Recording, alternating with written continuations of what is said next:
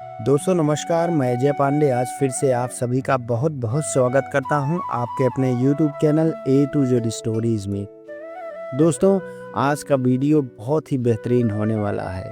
आज एक छोटी सी कहानी के माध्यम से हम समझेंगे कि पाप और पुण्य क्या होता है। पाप क्या है, पुण्य क्या है, दोनों के बीच में अंतर क्या है, लोग इसे समझने में गलती कहाँ करते हैं और पाप कर बैठते हैं, उसी में से कुछ लोग पुण्य कर बैठते हैं।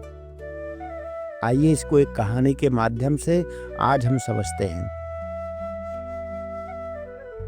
गांव के बीच शिव मंदिर में एक सन्यासी रहा करते थे। मंदिर के ठीक सामने ही एक वैश्या का मकान था। वैश्या के यहाँ रात दिन लोग आते जाते रहते थे। यह देखकर सन्यासी का मन बड़ा ही कुड़मुड़ाया करता था। एक दिन वह अपने को रोक नहीं सका और उस वैश्य को बुलावा भेजा।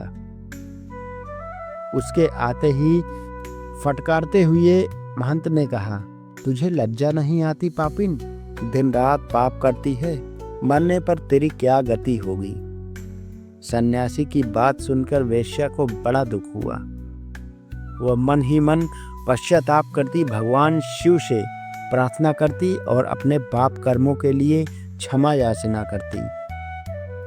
बेचारी कुछ जानती नहीं थी, बेबस उसे पेट के लिए वैश्यावृत्ति करनी पड़ती, किंतु दिन रात पश्चाताप और ईश्वर से क्षमा याचना करती रहती। उस सन्यासी ने यह हिसाब लगाने के लिए कि उसके यहाँ कितने लोग आते हैं, एक एक पत्थर गिनकर रखने शुरू कर दिए। जब कोई आता एक पत्थर उठाकर उधर रख देता। इस प्रकार पत्थरों का बड़ा भारी ढेर लग गया तो सन्यासी ने एक दिन फिर उस वैश्या को बुलाया और कहा, देख तेरे पापों का ढेर, यमराज के यहाँ तेरी क्या गति होगी, अब तो पाप छोड़ दे। पत्थरों का ढेर देखते वैश्या कांप गई और भगवान शिव से क्षमा मांगते हुए रोने लगी। अपनी मुक्ति के लिए उसने वह पाप कर्म छोड़ दिया। वह धर्म कर्म कुछ जानती नहीं थी, न किसी तरह से कमा सकती थी। कुछ दिनों में जमा पूंजी खत्म होने पर भूखी रहते हुए कष्ट झेलते हुए वो मर गई। उधर वह सन्यासी की भी कुछ दिनों में मृत्यु हो गई। यमदूत उस सन्यासी को लेने आए और वैश्या को विष्णुदूत ले जाते हैं। तब सन्यासी ने बिगड़कर कहा, तुम कैसे भूलते हो?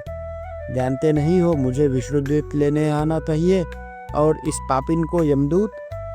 मैंने कितनी तपस्या की है, भजन किया है, जानते नहीं हो?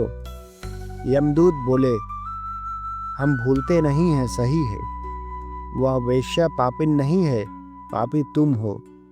तुमने तो अपने पाप का बोध होते ही पश्चाताप करके सच्चे हृदय से भगवान से क्षमा याचना करके अपने पाप धो डाले। अब वह मुक्त की अधिकारिणी है। तुमने सारा जीवन दूसरों के पापों का हिसाब लगाने की पाप वृत्ति में, पाप भावना में जब तब छोड़ दिए और पापों का अर्जन किया। भगवान के यहाँ मनुष्य की भावना के अनुसार न्याय होता है, बाहरी दिखावे या दूसरों को उपदेश देने से नहीं। पर निंदा छिद्रवण, दूसरों के पापों को देखना, उनका हिसाब करना, दोष दृष्टि रखना, अपने मन को मलिन बनाना ही तो है। इसीलिए अपने पापों की क्षमा याचना करते हुए मन को पवित्र रखकर प्रभु सुमिरन में व्यतीत करना चाहिए। दोस्तों सदैव प्रसन्न रहिए, जो प्राप्त है वही पर्याप्त है। अपने आप को सुधारने की जरूरत है। दूसरे लोग क्या कर रहे हैं उनको एक बार बता के छोड़ देना चाहिए, बाकी हरि की इच्छा। हरि अनंत, हरि कथा अनंता। मिलेंगे एक नई वीडियो में दोस्तों, एक नई रोचक जानकारी के साथ। तब तक के लिए नमस्कार, प्रणाम, जय हिंद।